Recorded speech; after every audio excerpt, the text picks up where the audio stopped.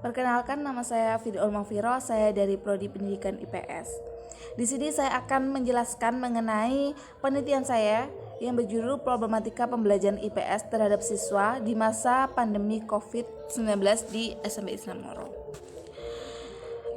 Di sini saya akan menjelaskan bahwa pendidikan IPS merupakan penyederhanaan mata pelajaran dari berbagai ilmu sosial, yakni sosiologi, antropologi, ekonomi, sejarah, dan lainnya. Dan ilmu pengetahuan sosial merupakan mata pelajaran yang menekankan pada pengetahuan sosial tentang bangsanya, semangat patriotisme, semangat kebangsaan, serta aktivitas masyarakat di bidang ekonomi dalam ruang atau space Negara Kesatuan Republik Indonesia. Di sini tujuan penelitian saya ada dua, yakni mengetahui proses pelaksanaan pembelajaran IPS, dan yang kedua mengetahui apa saja yang menjadi problematika guru IPS dan solusi yang diambil saat pandemi ini.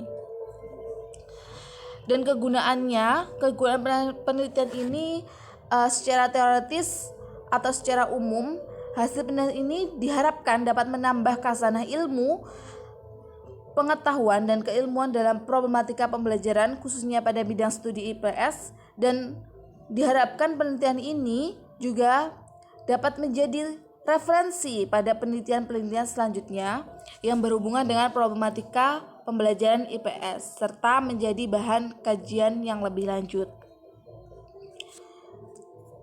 Dan faktor terjadinya problematika ada dua, yakni faktor eksternal dan internal. Yang pertama, sikap terhadap belajar, yakni sikap terhadap belajar itu sangat penting karena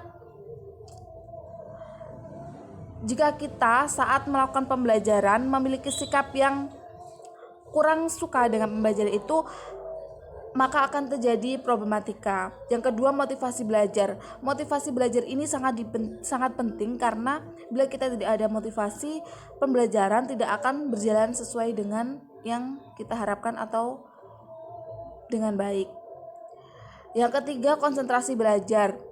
Mengapa konsentrasi belajar ini sangat penting? Karena seorang bila memiliki konsentrasi yang baik akan menghasilkan pembelajaran yang baik dan tidak akan terjadi problematika ini.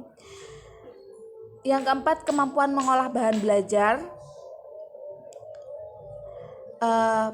Di setiap pembelajaran pastinya akan ada metode-metode pembelajaran dan bahan ajar, dan kita sebagai guru juga harus bisa mengolah bahan belajar agar siswa juga bisa memahami pelajaran tersebut. Yang kelima, kemampuan menyimpan perolehan hasil belajar. Yang keenam, menggali hasil belajar yang tersimpan. Yang ketujuh, kemampuan berprestasi, rasa percaya diri siswa, inteligensi dan keberhasilan belajar, kebiasaan belajar dan cita-cita siswa. Selanjutnya, faktor internal. Proses belajar didorong oleh motivasi intrinsik peserta didik. Di samping itu, proses belajar juga dapat terjadi atau menjadi bertambah kuat bila didorong oleh lingkungan peserta didik. Motivasi dalam diri siswa itu juga sangat penting untuk membuat problematika pembelajaran ini tidak terjadi, karena bila peserta didik juga menginginkan pembelajaran yang lebih baik dan di dalam dirinya menginginkan hasil yang baik, maka problematika tidak akan terjadi. Dan lingkungan peserta didik juga termasuk ke dalam problematika. Mengapa demikian? Karena lingkungan, bila kita tinggal di lingkungan yang acuh terhadap masalah-masalah sosial, maka peserta didik tersebut juga akan acuh terhadap masalah tersebut. Assalamualaikum warahmatullahi wabarakatuh. Perkenalkan, nama saya Firdaul Mafiro. Oke, dalam penelitian ini saya menggunakan metode penelitian yakni kualitatif deskriptif, karena bertujuan untuk mengidentifikasi permasalahan pembelajaran IPS.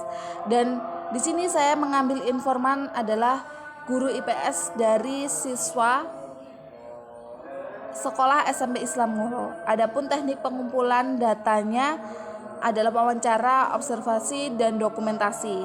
Teknik analisis yang digunakan adalah teknik analisis deskriptif. Sekian presentasi dari saya.